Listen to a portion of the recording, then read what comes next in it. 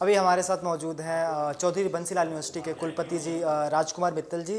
हम उनसे जानेंगे कि आज देश के युवाओं के लिए क्या ज़रूरी है और वो किन बातों पे ध्यान दें। एकल भी उन्हीं के लिए काम कर रहा है, बच्चों के लिए काम कर रहा है, प्राथमिक शिक्षा के लिए काम कर रहा है, किसानों के लिए काम कर रहा है।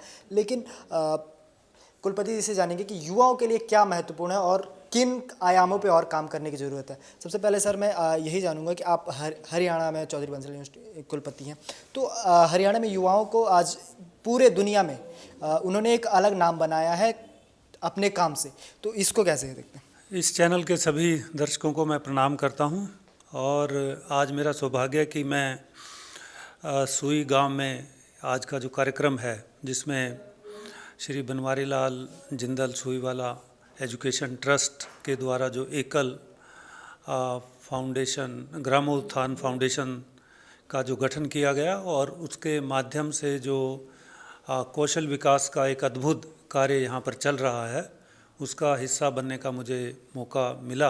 इसके लिए मैं माननीय श्री सुरेंद्र जिंदल जी को धन्यवाद देता हूँ। और जैसे आपने बताया कि आज पूरे विश्व में भारत के प्रति एक विश्वास बढ़ा है और उस विश्वास में जो मुख्य कारण है यहाँ की युवा शक्ति ही रहने वाली है। आज 37 करोड़ के करीब भारत में युवा है। इस युवाओं को किस तरीके से स्वावलंबी बनाया जाए, सशक्त किया जाए, ताकि वो जो ये अमृत काल में हम एक कल्पना माननीय प्रधानमंत्री जी ने दी कि भारत एक विकसित राष्ट्र होना चाहिए, वो विकसित तभी होगा जब हमारे युवा सशक्त होंगे। और इस सशक्तिकरण के लिए आवश्यक है कि उनको कौशल युक्त किया जाए, उनको पढ़ाई सही तरीके से दी जाए, उनकी तन मन बुद्धि और उनमें कौशल का विकास हो, ये आवश्यक है। और हम सब जानते हैं कि आज सबसे बड़ी जो चुनौती हम सबके समक्ष है युवाओं के दृष्टि से, वो है उनको रोज़गार युक्त करना। ये रोज़गार युक्त केवल सरकारों का काम नहीं, क्योंकि बहुत बड़ी मात्रा में हमें करोड़ों की मात्रा में रोज़गार चाहिए, मगर सरकारों की क्षमता इतनी नहीं होती। तो इसलिए इसका रास्ता सिर्फ यही है कि विद्यार्थियों का जो माइंडसेट है उसमें परिवर्तन हो, वो जॉब सीकर की बजाय जॉब क्रिएटर बने। और इसमें स्वरोजगार और उद्यमशीलता, ये जो दो चीज़ें हैं, इसी से भारत के उत्थान का रास्ता निकलता है।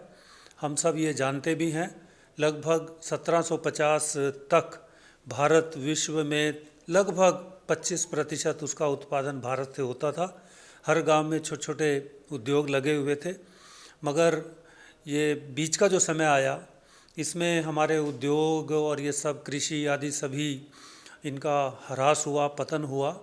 और उसके बाद से जो स्वतंत्रता के बाद से भी जो शिक्षा नीति और जो कदम उठाए गए, उनसे बहुत ज़्यादा हम रोज़गार के अवसर ज़्यादा पैदा नहीं कर पाए। मगर आज आवश्यकता है कि इसमें स्वरोजगार और रोज़गार उद्यमशीलता की जो भावना है युवाओं में पैदा की जाए। इस सुई गांव में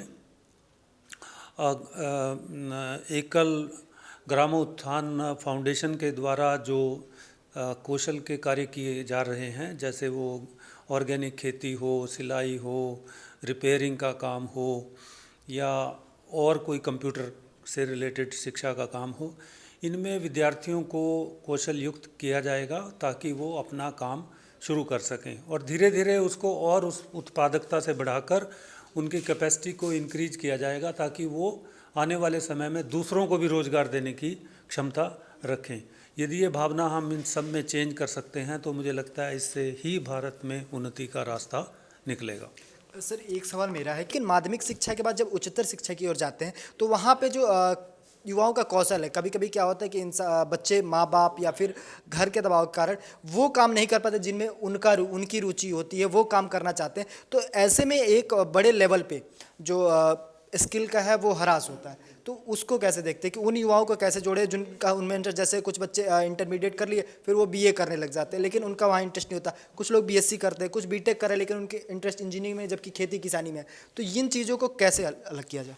अब मैं तो अपना एक एग्जांपल बताऊंगा। चौधरी बंसीलाल विश्वविद्यालय में हमने हॉबी क्लब्स बनाए हैं जिसमें जैसे photography, dance, drama, music, social service, entrepreneurship, इस तरह के कुछ कार्य गतिविधियां हमने शुरू की हैं। हम हर बच्चा उसमें किसी न किसी क्लब से जुड़ा हुआ है और उसका उद्देश्य भी यही है कि जो उनमें अंतर्निहित क्षमता है उसको कहीं तलाशने का एक अवसर प्रदान करते हैं और उसमें वो जो टीचर है उसकी मेंटरिंग में ये कार्य होता है।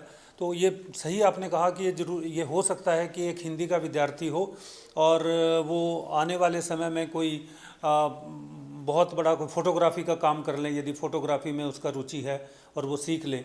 तो इसी तरीके से सभी जगह ये देखा भी गया कि जिसकी जो अभिरुचि होती है उसके हिसाब से बच्चों को एजुकेशन के इंस्टीट्यूशन में तलाशने का अवसर देना चाहिए।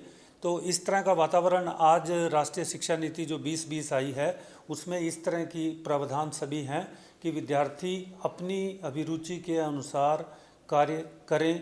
उनके लिए बहुत सारे ऑप्शंस दिए जाते हैं आजकल, ऑनलाइन भी कोर्सेज हैं, एडिशनल कोर्सेज भी हैं, कोई कंप्यूटर का कर सकता है, कोई ड्राइंग का कर सकता है, कोई नेटवर्किंग का, आर्टिफिशियल इंटेलिजेंस का, ऑर्गेनिक फार्मिंग का, आदि आदि, कोई वेस्ट को वेल्थ में कन्वर्ट करने का कर सकता है। तो बहुत सारे आज के दिन नई नई टेक्नोलॉजी के माध्यम से ऑप्शन आ रहे हैं और हम देख भी रहे हैं कि IIT IIMs के बच्चे आजकल बहुत छोटे छोटे स्टार्टअप लगा रहे हैं और स्टार्टअप का एक बहुत बड़ा हब भी भारत में बन चुका है। तो इन गतिविधियों को मुझे भी लगता है कि बहुत प्रमोट करने की ज़रूरत है और आज ये गतिविधियाँ हो भी रही हैं। थोड़ा समय लगेगा क्योंकि एकदम हम पिछले कई वर्षों से केवल बुकिश नॉलेज के ऊपर हमारी शिक्षा निर्भर हुई और जिसके कारण व्यवहारिक ज्ञान उनको नहीं मिल पाया, डिग्री की तरफ ज़्यादा ध्यान दिया गया। पर सरकार की नीतियाँ आज इसको परिवर्तन करने की तरफ लगी हुई है। बहुत बहुत धन्यवाद सर आपका हमारे साथ जुड़ने के लिए। तो ये थे हमारे साथ चौधरी बंसीलाल यूनिवर्सिटी के वाइस चांसलर, जिन्होंने बताया कि हम युवाओं को जॉब सीकर्स के बजाय जॉब क्रिएटर की ओर बढ़ना होगा। इसी के लिए एकल अभियान भी काम कर रहा है, लोगों के स्किल डेवलपमेंट के लिए काम कर रहा है, महिलाओं के लिए काम कर रहा है ताकि वो अपना स्किल डेवलपमेंट करें, स्वरोजगार की ओर जाएँ और खुद को सशक्त बनाएं।